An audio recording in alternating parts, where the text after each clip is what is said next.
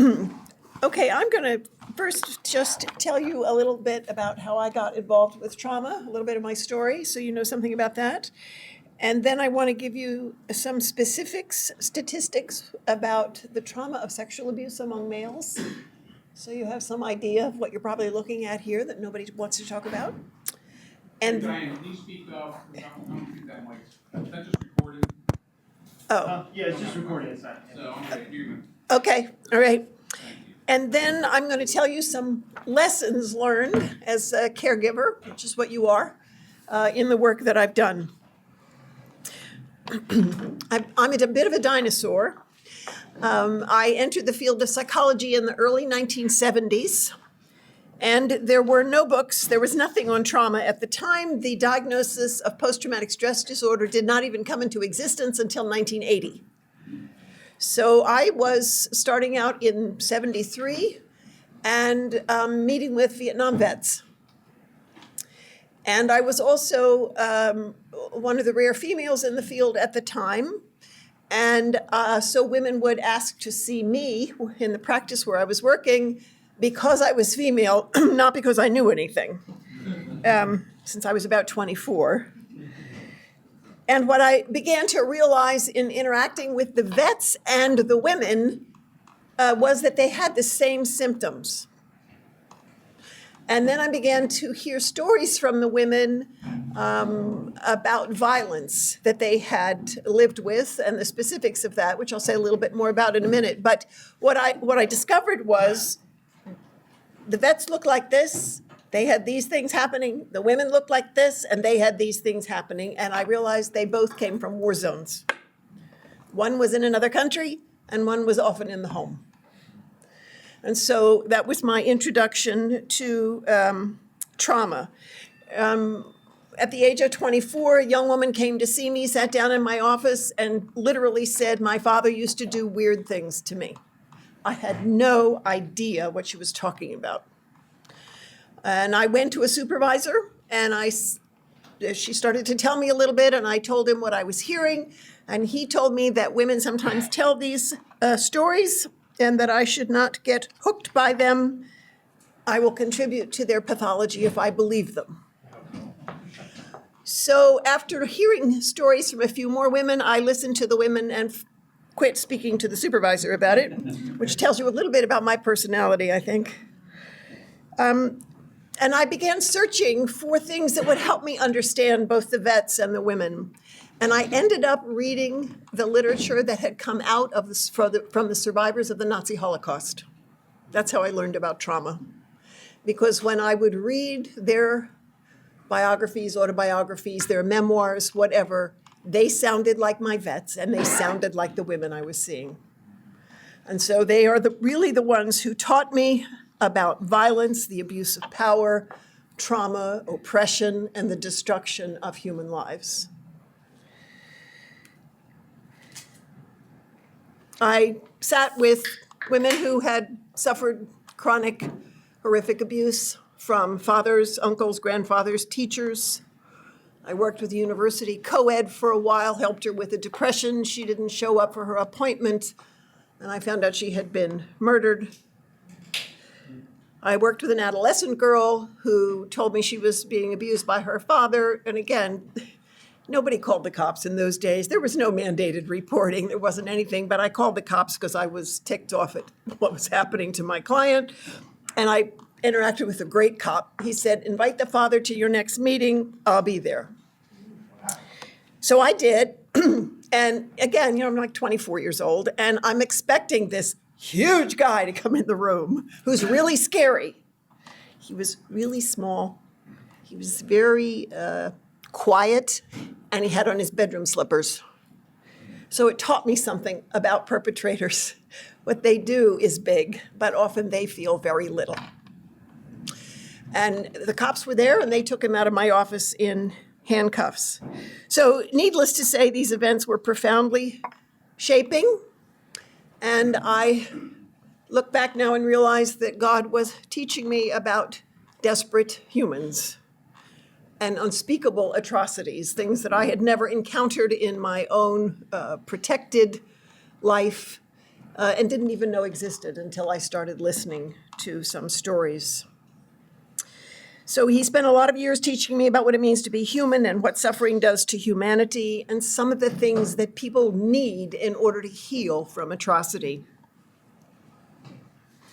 And then somewhere along the way, he added a second track, which was not one I ever looked for either, to my experience as a clinician, and he started bringing me pastors. So I've worked for 45 years with trauma victims and probably close to 40 with pastors. And many of them at the beginning came because they were burned out, crawling on all fours practically because they'd been chewed up by churches or by very difficult things on the mission field, or many of them had experienced trauma themselves in other countries. And so I was tending to victims and to shepherds, and sometimes I was tending shepherds who were victims of trauma as well. And then one day, God allowed my two worlds to collide, and I began tending to shepherds who were predators. And so those have been the three things that I have done over the last 4.5 decades. I began encountering not only pastors who fed off sheep, but I encountered churches who closed their eyes and their ranks to protect the abuser rather than the victim. So shepherds and churches became predators, institutions and Christian organizations were protected, and I learned about what we call systemic abuse. I sat with a Christian leader who beat his wife up black and blue, and he told me I was still young and I didn't really understand that sometimes force was necessary to accomplish God's will in the home. I called a pastor about a woman in his church whose life was very much in danger because her husband was battering her. He sent her home because that's where women belong. I worked with a young girl who was sexually abused by her youth pastor. They helped him move to another church in another state and called me and said, "Diane, we would not want to destroy such a dynamic ministry, would we?" So at some point, I began to realize that working with things human can destroy a caregiver. And you probably don't need me to tell you that. You work with toxins. I work with toxins. We work with poison when we work with broken humanity. And of course, we carry the same poison in ourselves. And I reached a place in my professional life where I was ready to quit. I didn't want to do it anymore. I didn't want to hear any more stories from anybody, let alone shepherds who were herding sheep. But God used all of that to teach me a great deal about himself, about his heart for victims, about his heart for poisoned humanity, and about his heart for humans who also poison others. I have learned some remarkable lessons which I want to share with you today. But I know now, as a result of all of those tracks, he has taught me something, and I'm sure it's very small, but something about his heart for suffering humanity, whether they are victims, shepherds, or shepherds who make victims. So in the context of these experiences, I want to give you some of those lessons and hope that I can encourage you as caregivers in a warped and twisted world. Before I give you those, I want to give you some statistics which are true about the population that you work with here.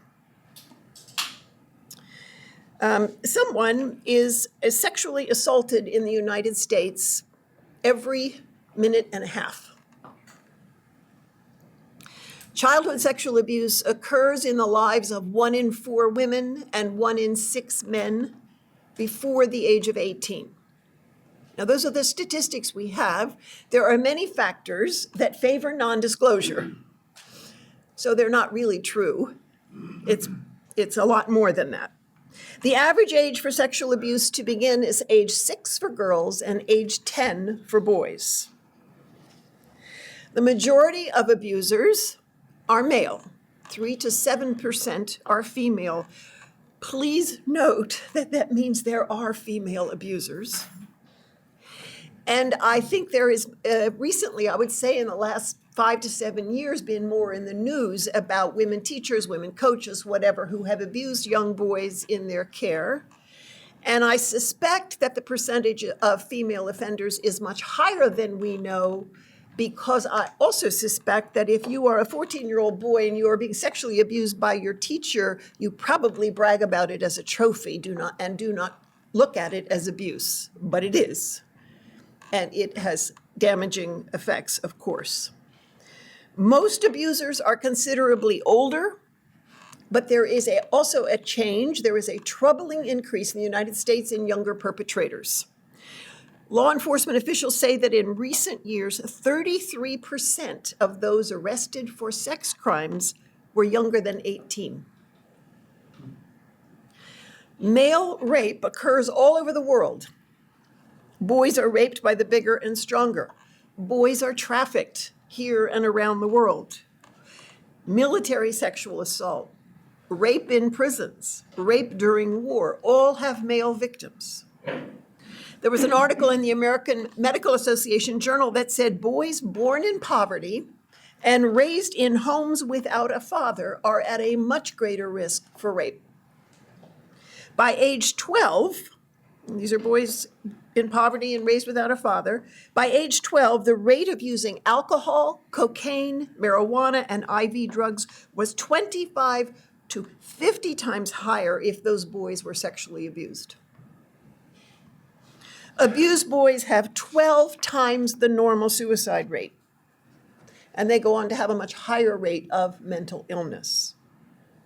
Recent research regarding men who are in and out of homeless shelters multiple times, who do the revolving door thing, suggests a 40% rate of child abuse of some kind. There are other studies that go as high as 70%. Research shows that male prisoners have been assaulted prior to prison at staggering rates.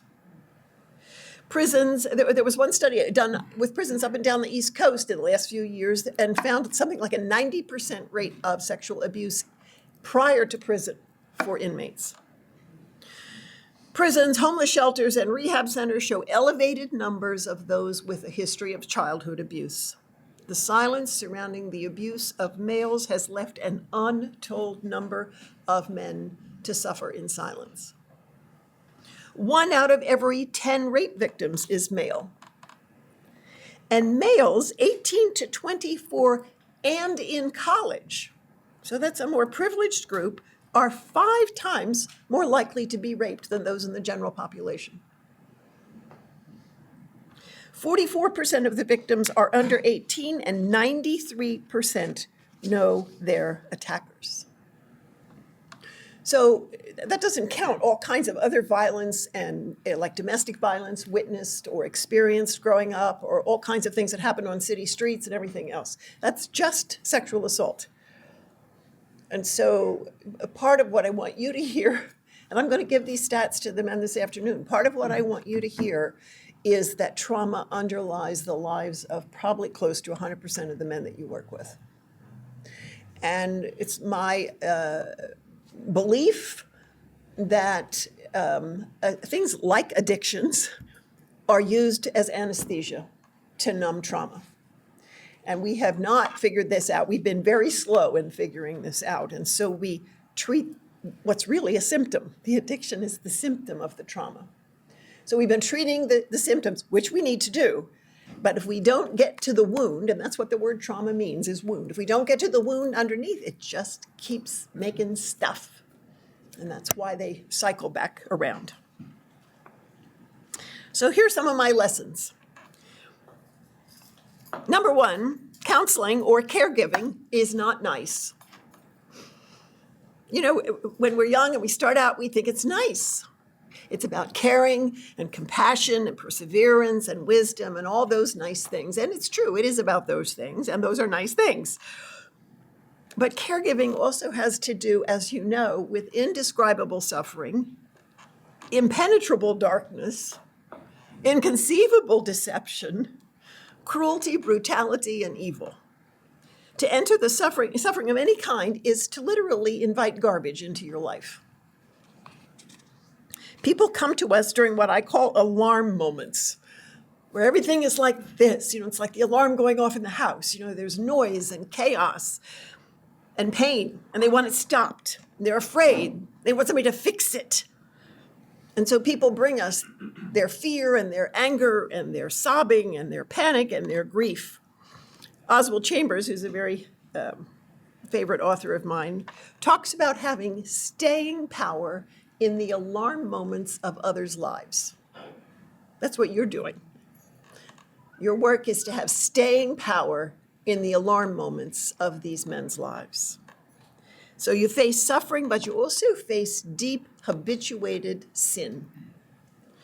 You sit with those who've been raped, whether you know it or not, those who've been battered, those who are grieving, those who are addicted, those who are diseased. If you do caregiving, you hear things that you didn't think were possible that humans do to one another. And no matter how articulate you are, you will hear suffering you cannot put into words. You will face sin. Some of it we're familiar with, but some of it is so habituated and so old and has been around not just for decades in one life, but in generations in a family, that sometimes it feels like that's all the person is in front of you, is that habituated sin. Secondly, if you do caregiving, you will be exposed. We think of caring for others who are suffering and they're exposed in front of us with what's going on in their lives. Well, the work of this caregiving thing will expose you as well. We go into this thinking that we're kind. People usually have said that about people who want to be caregivers. You're compassionate, you're a good listener. We see ourselves as patient, perhaps, intuitive. But whether or not those things are true will be exposed when you work with something that is relentless in front of you. And you'll meet somebody somewhere, or probably lots of somebody somewheres, who will take you to the limits of any good quality that you have. Your patience, your compassion, whatever it is that's there. You'll find somebody who will run to the very end of the road on that, and you're done. You can't sit with unrelenting addiction or abuse without coming to the end of your patience or your hope or even your rationality. You can't sit with lives destroyed by things like drugs and violence without getting angry. And I'm sure you are aware, when you're a helper, what people are doing, they're lining up to bring you the worst of themselves. And we all know from our personal relationships that the worst of someone else tends to bring out the worst of the other person. That's one of the things I think we discover in marriage. And if you don't know for sure if that's true, then I would suggest you pay attention to yourself when you're stuck in traffic. When you're exposed, what we need to remember is that the person sitting in front of us is not the enemy. They're not someone we need to manage so we can stop feeling exposed. What I've come to learn is the exposure of me to myself, and unfortunately sometimes to my clients, is orchestrated by the Spirit of God. Because I have 15 therapists who work in the office with me, and one of the things I say frequently is, when somebody brings us somebody to help, he's working both sides. And so when you work with people who take you to the limit of yourself, God is there, and whether they're going to listen to him or not, he's called you to listen to him and the work he wants to do in you through that broken life. 3, we have to learn, and this is an interesting point given what you do, but we have to learn how to sit with pain in other people without immediately injecting a narcotic in the person we're helping or in ourselves. Now, we don't typically do that with drugs when we're a caregiver. We do it with words. And as Christians, we often do it with Scripture's words. We say something to immediately make everybody in the room including ourselves, feel better, which there's nothing wrong with using scripture, obviously. But if it's being used by us to try and lift the pain away so we don't have to look at it anymore because we're uncomfortable, we have used it wrongly. Because part of what scripture actually does is bring light and expose. It does not deny pain or its source. We have to be careful about pain because it is the only way that the human constitution says something is wrong. It's one of the terrible things about leprosy. People don't feel pain. Now that sounds like a nice thing, but that's how you lose arms and toes and all kinds of things, because you don't feel pain. Pain raises its voice against things that are wrong, whether it's with the body or the heart or the mind. If you jump to silence pain in somebody you're working with, you'll never find the wound underneath. And if you don't find the wound underneath, it'll keep festering and leaking out into the life. I think pain is the Martin Luther of the human framework. It plasters the walls of the city with the announcement that something is not right. When pain exists physically, we call it disease. When pain exists emotionally, we call it suffering. And the absence of emotional pain in people is numbness, deadness, which is what addiction does. It's also the incapacity to feel joy. You can't do away with one side of an emotional continuum without also doing away with the whole thing. When pain exists in the moral realm, we call it conscience. If you don't have pain in the moral realm, you're probably a sociopath. The absence of pain with disease, with a disease, like a physical disease, if somebody doesn't have any pain or symptoms and then they die and they open them up and they say, oh my gosh, they're full of this disease, they call that a silent killer. Pain would have helped them. So yes, you work to alleviate suffering, and you should, but you also need to learn how to listen to pain and study it and understand it and follow it till you get to its source. 4, when you do this work, it's actually not your work. You're doing God's work with him. Caring for broken people is not our work. It's his. We can't fix anybody. But he has called us and given us the privilege of sharing in that part of his work. If you're gifted to bear burdens, he has gifted you to bear burdens. It's his work. We think it's our work and we ask God to help us with our work. But it's actually God's work, and he's asked us to come alongside with him and let him teach us how to do his work like he does. We have it backwards. The people that you work with here are not yours. They're his. And many times, I think if we're honest, those of us who go into some kind of caregiving role in life somewhere, at least when we were young, there's some little thin messianic strain floating around in there. Because what? We think we can help. Really? We really think we can help broken humanity. We think we can help sin and suffering. We can't even manage our own. There is only one Redeemer, and I am not he.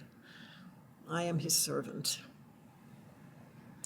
And he said, my food is to be obedient to the one who sent me to accomplish his work.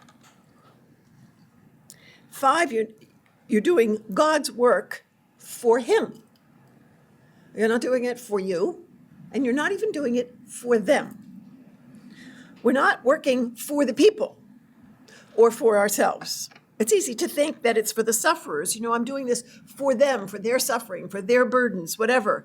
But you see, if it's done for them, you're going to end up governed by them, because what if it fails? What if they're not pleased? What if they're really, really angry with you?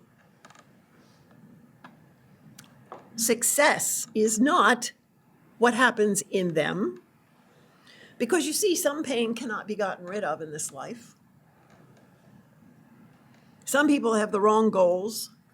Some people you work with, and I'm sure you know this, will not be pleased with what you do no matter what you do. So if you work for them, you will be in bondage to their responses, to their accomplishments, or their failures. It's also very easy to do this kind of work for ourselves. You know, it can feed us. It feeds our egos, or we feel wise or important or whatever we want to be. And sometimes I find in my field, certainly, and I would think in all caregiving fields, that there are people who run into the pain of others to avoid their own. And when that happens, of course, then that work can easily lead us to feed off the sheep, to use them to make ourselves feel better in some fashion. Number 6, you can only do God's work through him as he does his work in you. And again, that's the both sides of the equation thing. You can't do the work of the Redeemer here at Helping Up unless the Redeemer has done the work of the Redeemer in you. So let the work expose you to yourself. And then when it does, run to the cross.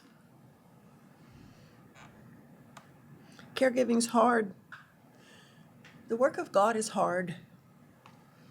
The work of God in the lives of those who are brokenhearted and shattered beyond recognition and captive in bondage and afflicted.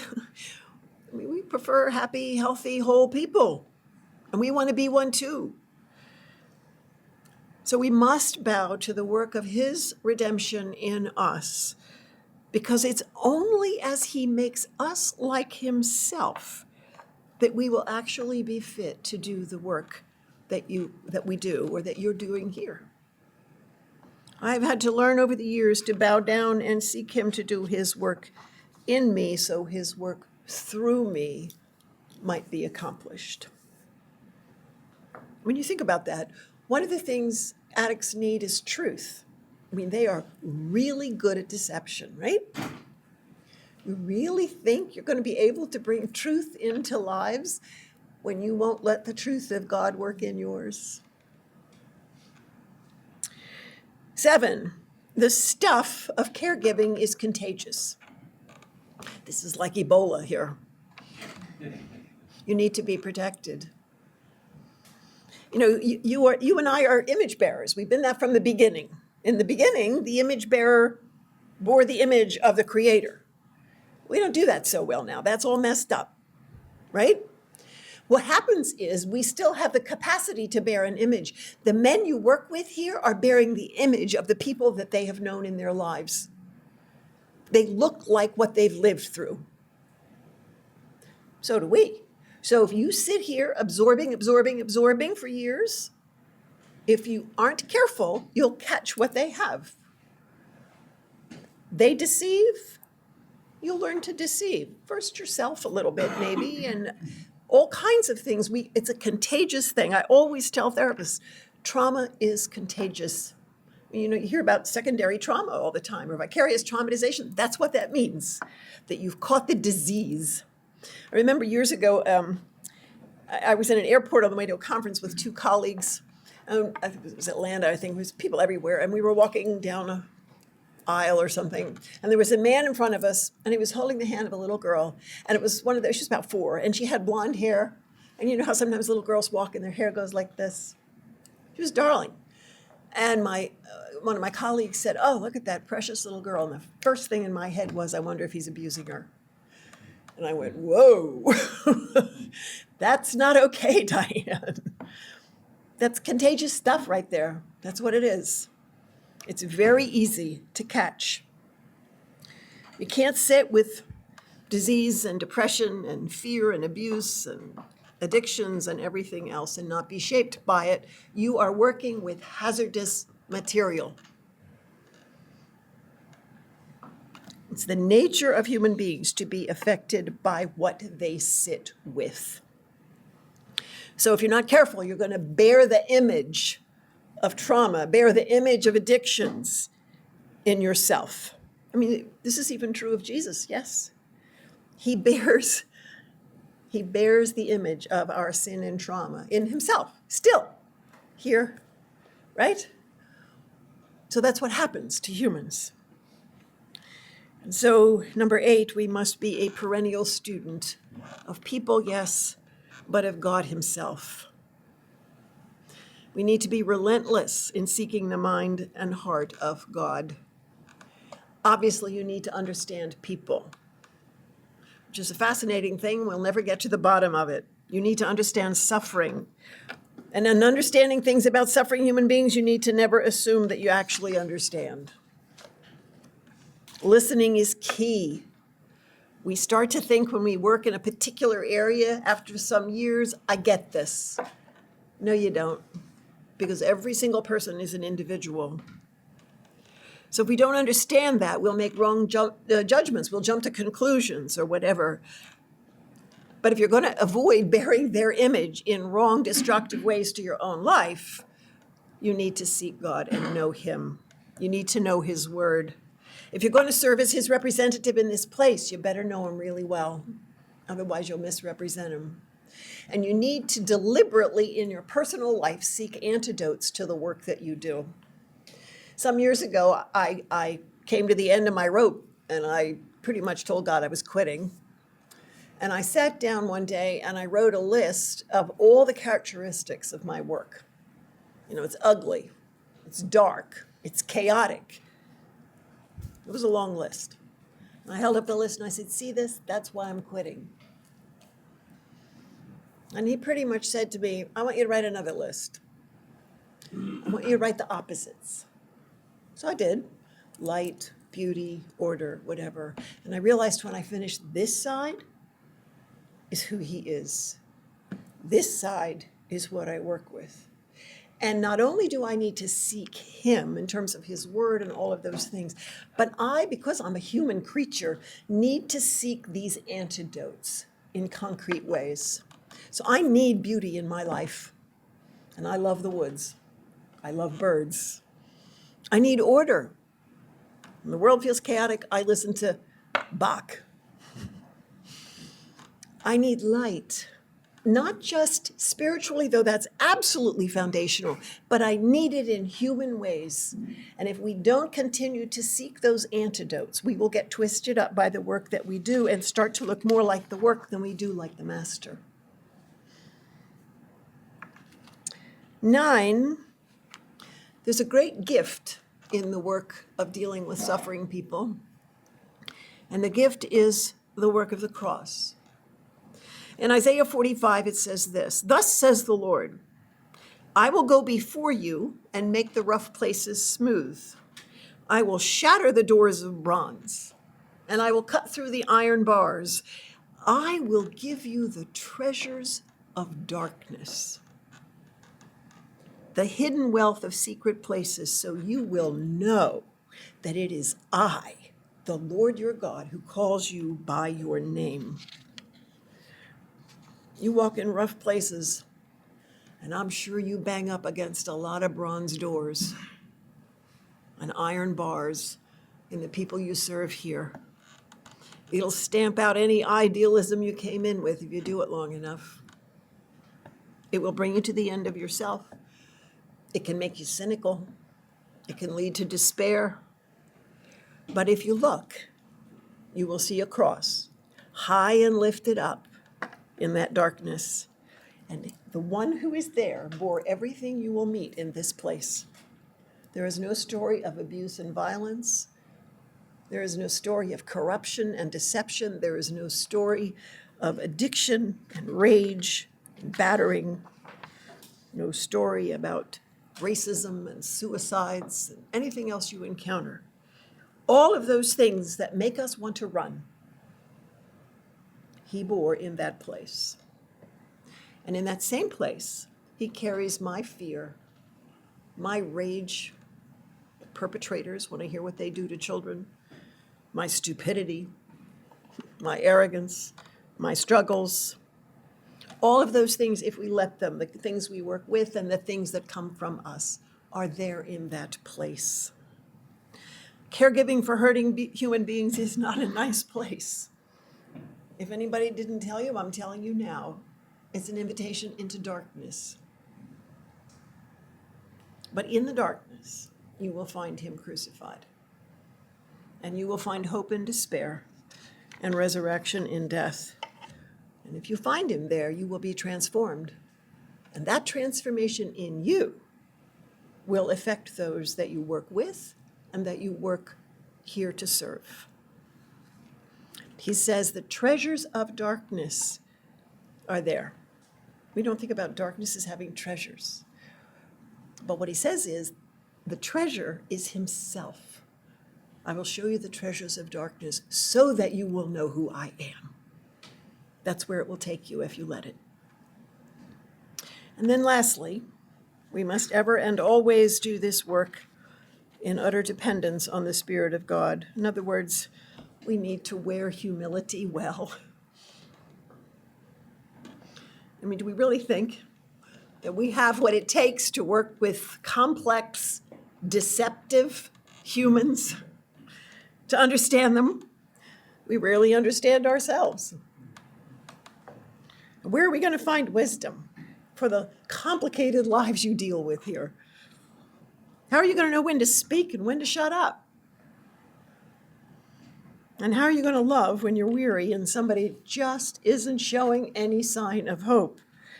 You can't walk the long road of healing and transformation with other human beings apart from the work of the Spirit, and you can't bear and release the life and work of Christ crucified apart from the Spirit of God.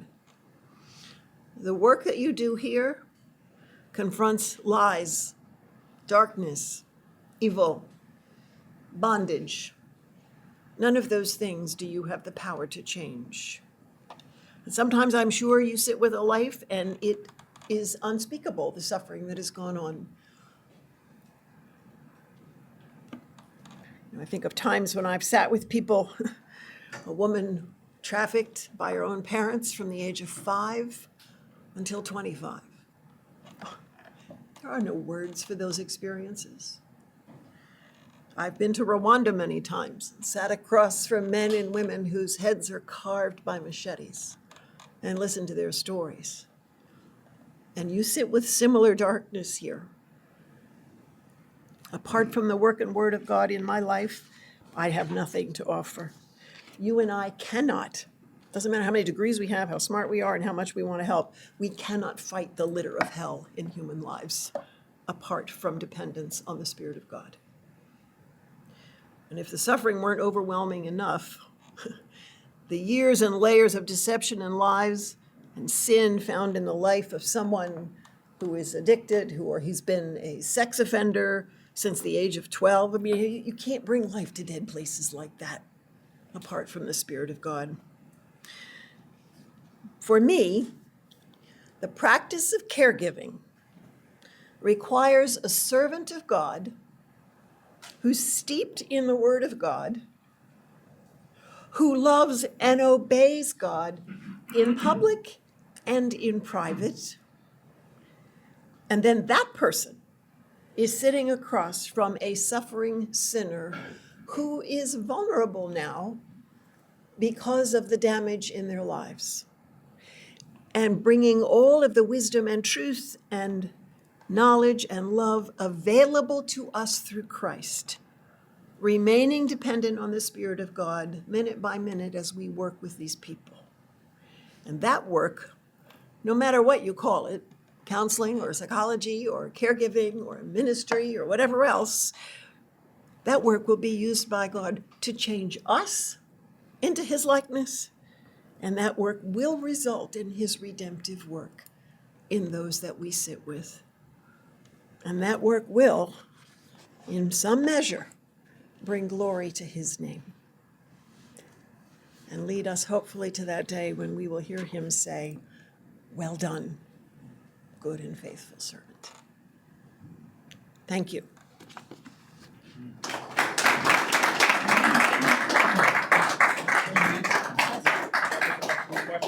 Want me to take questions? Yeah, please. Okay, sure, I have a question. sure. Considering the statistics that you gave about differences between men and women in trauma, do you have any insight or things that you've learned about the differences in treating men and women who have been experienced with trauma? And if you hadn't heard, Helping Out Mission is considering, or will be, opening a women's program. And do you have any tips or guidance as we formulate the approach to that? In many ways, I have not found a difference in the way I work with men and women who've been abused, let's say, except that men are much more reticent to speak of it. And I have found many men who will tell me their story of sexual abuse when they wouldn't tell another man, because there's a certain sense of degradation to their masculinity that they somehow can, I was going to say face more easily. It's never easy. That I don't really mean that word, but I don't know what else to say. But they can somehow face it. So sometimes men who come to the practice who have histories of abuse will ask to see a female therapist because somehow it feels less threatening to them. So I'm sure there's men that's not true for, but that's been something that I have seen a lot of. And abuse like that, of course, and I'm going to talk to the men this afternoon about shame, which is present, of course, in both female and male victims, but it is often different in men because of a part of it is culture and tradition and stereotype, maleness, and all kinds of things. Somehow, if you were abused as a 10-year-old boy, you should have been able to stop it because you're a male. You're not supposed to be weak. And so there's an identity thing that happens there in terms of their gender, I think, that you need to be aware of. In terms of the women's home, I mean, I'm delighted to hear that, my goodness. It's going, yes, maybe we could lead something in the country, because that's not a very common thing to happen. It will be complicated. It will be complicated because some of them will have children. And it will be complicated because some of them will have enraged males who will want to come and kill them. And so you're going to have to think the safety thing through really, really well. Because they come out of domestic violence, they come, they'll have pimps, they'll have all kinds of things. And you will be in the way. And then you have to deal with the thing with children, because so many of them, of course, have children, and then they don't know how to parent at all. And the children may not be safe with them, and you want to teach them how to be safe with their children. And there's all kinds of things that you don't actually have here because of those. So, and I'm happy to stay in dialogue about it, Oh, that's wonderful. But, I would say probably 90% of them will have a trauma history, if not 100. Yeah. Thank you. Yes. You mentioned about shame. And, Yes. So you talk a little bit about shame. I mean, deep down, there's a shame, you do something wrong and get caught, there's a shame like that. But this is deeper. Trauma caused by, shame caused by deep sexual abuse and things. It's a violation of the person. Of the self, yes. The self. So, Yes. So what drives the shame? That they allow themselves to be violated? Well, that's one level, but actually at the bottom, shame is not something bad happened to me, but shame is I am bad. It's the part of what trauma does is change identity. So if I do something bad to you, I feel guilty, and I might feel some shame if I'm caught, because nobody ever wants to be seen when they're guilty. But what you get with the deep shame that comes particularly with sexual abuse and other kinds of trauma as well, but I am a defective human and there is no redemption for that.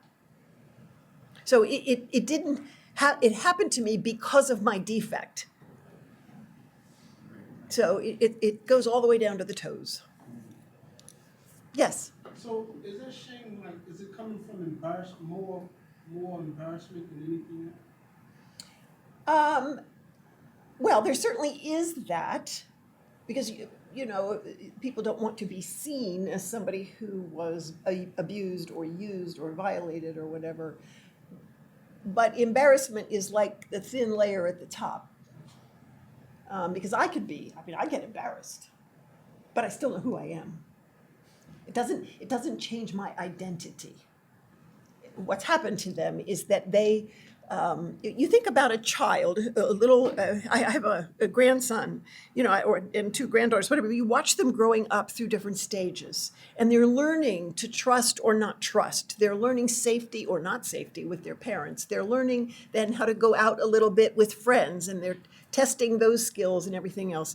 If you've been sexually abused, say from the age of 3 or 4, that alters, you don't trust, you never trust anybody. You don't, and it just goes on and on. I'm guessing what I'm saying, a better word would be humiliation, not embarrassment. Let me put it that way. Yes, that is absolutely humiliating. And degrading. It makes you feel less than human. Yes. Couple things. I'm thinking about one part of the guilt and shame thing, which has been put to me by people I'm looking at. Guilt is I made a mistake. Shame is I am a mistake. I am the mistake. Yes, that's exactly right. And I spent a long time out there in the drug world. Until I came into here and I really stopped fighting the idea that, okay, God is real, and, everything else, it was all just wasted time. When I came in here and I found a place and said, okay, I'm gonna stop fighting you, God, go with you, let's see what you got. I came to feel that all those years out there were not wasted years. There were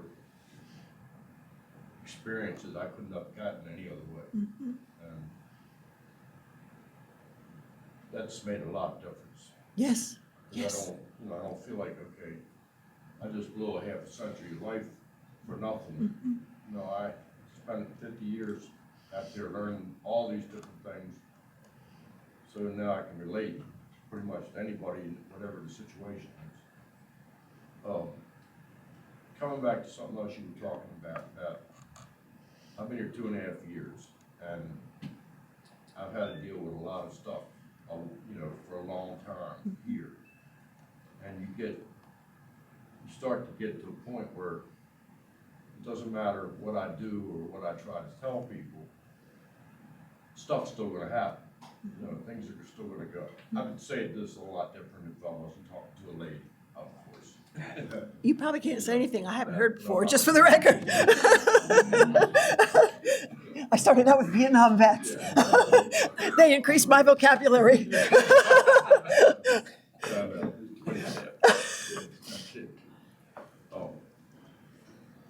You were talking about those feelings that come in, about coming, it gets to you. And several of us went through peer recovery specialist training for 50 hours. And one of the things that was stressed the most in that thing, real good part, there were 2 things. One was ethics. But the first thing that really struck me was self-advocacy, self-care. Because you really do start to, like you say, if you're dealing with that all the time, it affects you. It does, and it should. There's something the matter with you if it doesn't. I mean, you're a block of rock if it doesn't affect you, and that's not good. I never got rid of my humanity. I still feel, and I'm not sorry to be released for that. No, you don't want to lose that. No, it's just I keep hearing that same thing. Yes. And I appreciate the fact that you said it like that, because it's really Well, you have to keep pulling back. You do. Remembering that. You do. And you have to know the difference between their stuff and your stuff. Yeah. Oh, absolutely. Their stuff isn't your stuff. You got your own stuff. But a part of what you're talking about in the first part is, part of what you're seeing as you look back is that this God that you've met can redeem anything. That's true.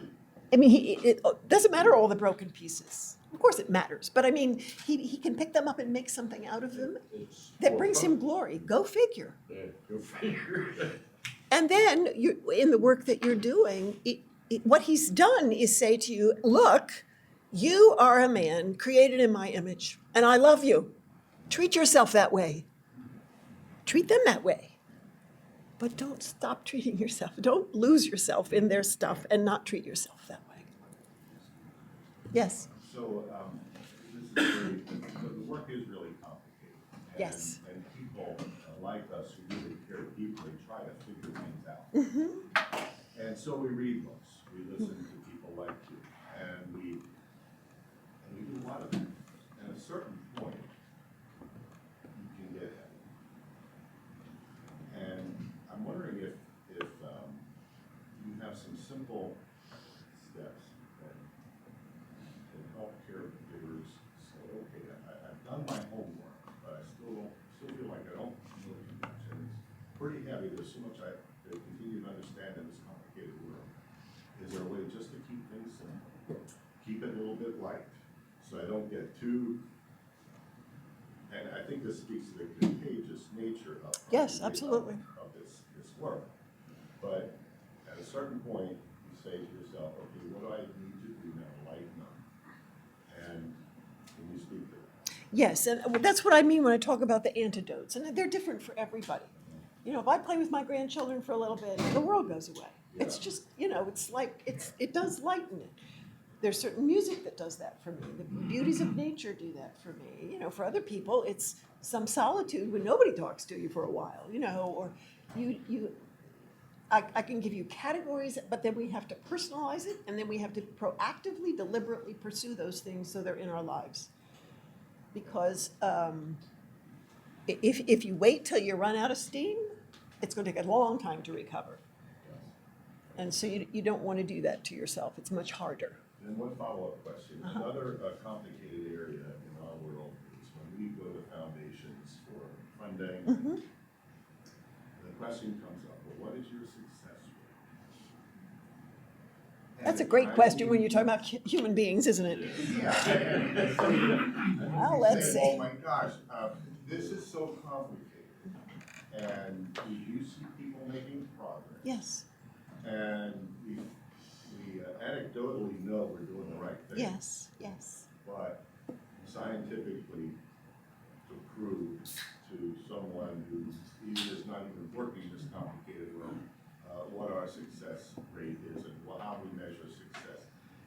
Is there, do you have any thoughts about whether, how we should think? About Yes, success? yes. That's a very difficult place to be, and I don't have to deal with that because I'm not a nonprofit. So I have a phrase, another one of my phrases that I use with all my therapists, and that is that the work is done little by little. But when I'm talking to people, and it's not the same, but sort of, in other words, when I educate churches about things like this, like trauma, you know, they want to give them 3 verses and have them be all better in the morning.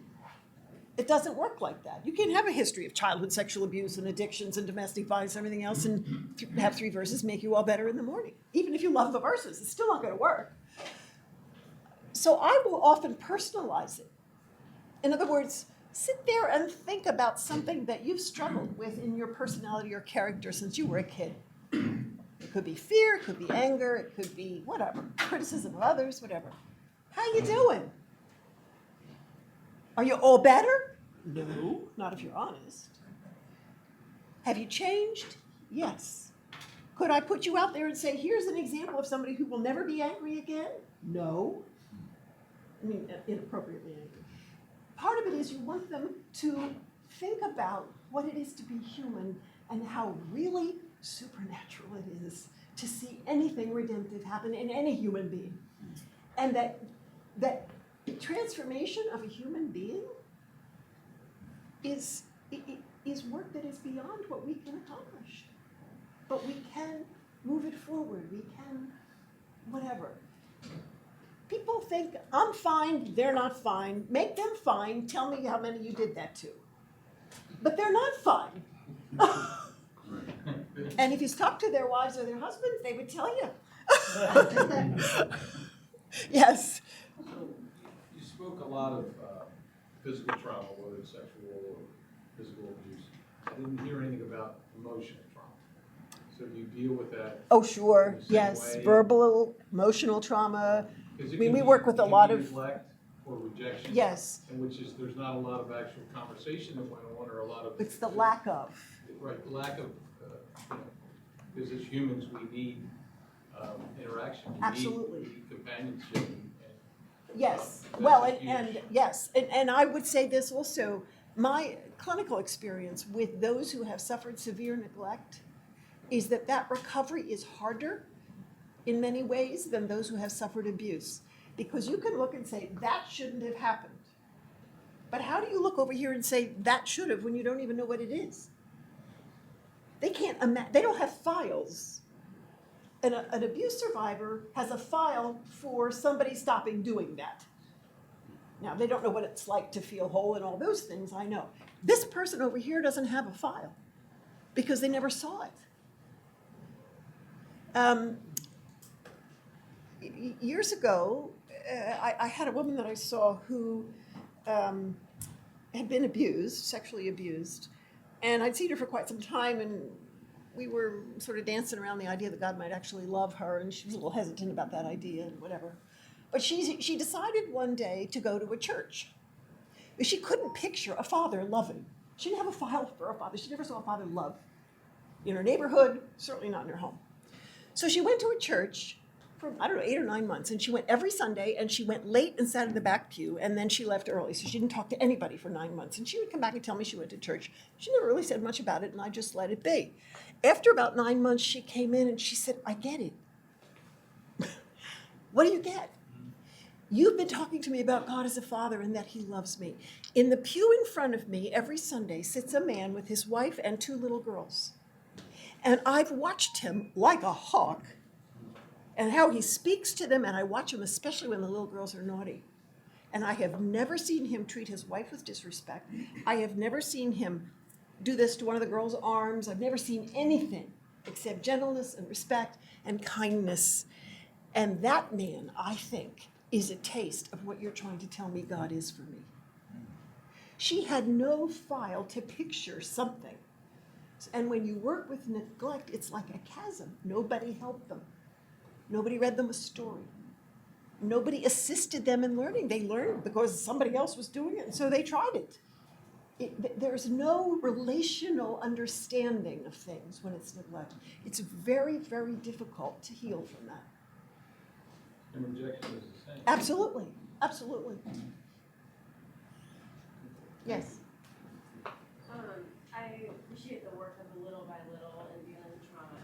Some of the guys that we work with, you have a session with them and they're gone before you get a second session with them. So if somebody were telling the story of their trauma, and you have to always think of it, this is the last time I may see Yes, this person. yes. Do you have a nugget?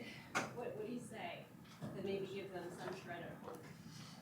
Well, I probably would say 2 things. One is, whatever else you think of yourself, what you did today took a lot of courage. And I have respect for that. So if I don't see you again and you're back out there, you remember that somebody thought you were courageous. And you also remember that the person who thought you were courageous and heard what happened to you knows that that doesn't have to be the end of the story. You may not believe me, but I have hope for you. You remember my hope, even if you don't have any for yourself. Those things can be said to people, and 10 years later, they'll show up again and do the work. They stay. Nobody ever told them they were courageous.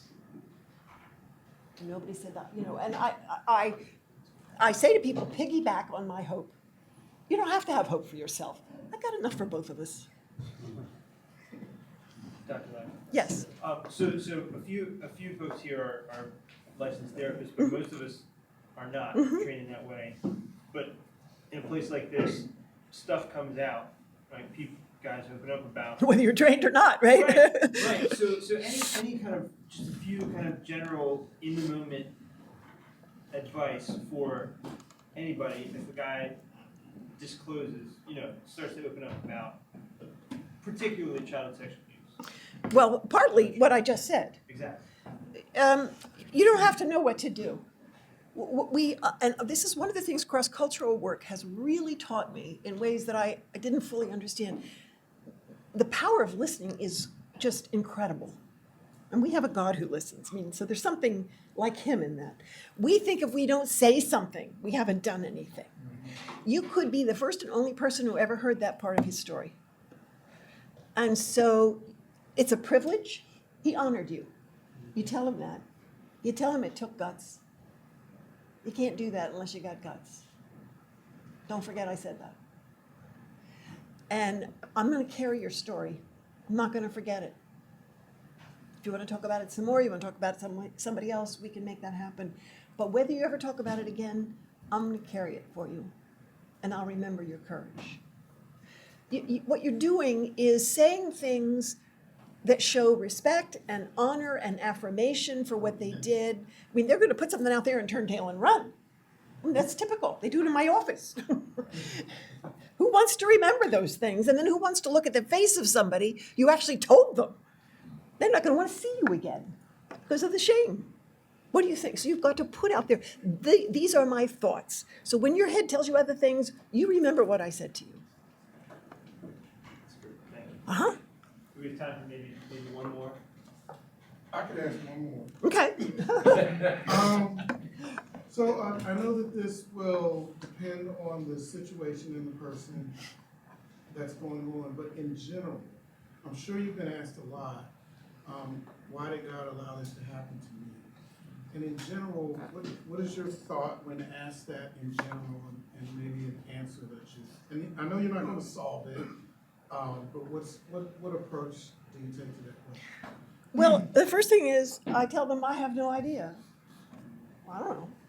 I don't know why it happened to you and not to somebody else. I don't know why it happened to you this way and somebody else 10 times worse and somebody with none. You know, I can't answer those questions. So I'm really honest with that. I don't try to come up with an answer. There's no answer. It's a mystery to all of us. Yeah. So I'm pretty straightforward about that. But when somebody's really wrestling with it, here's part of what I do, and this is part of what I learned from reading Holocaust literature. Elie Wiesel was in Auschwitz, a very articulate man from whom I have learned a great deal, who died last year. But anyway, he doesn't say it this way, but he basically says, I can do God and know Auschwitz, and I can do Auschwitz and know God. I can make sense out of either one of those. How do I do God and Auschwitz? Well, so I tell them that story, and that's what they're trying to say. I can do God and no sexual abuse. I can do sexual abuse and there's no God. But you want me to put together God and abuse? What the heck's the matter with you?